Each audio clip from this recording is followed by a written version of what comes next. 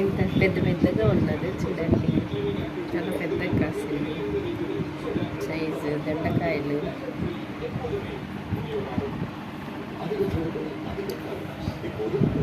చాలా పెద్దగా ఉన్నది చూడండి.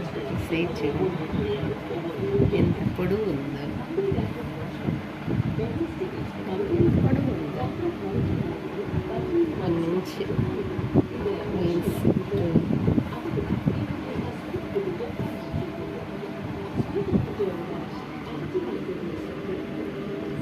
Make it round.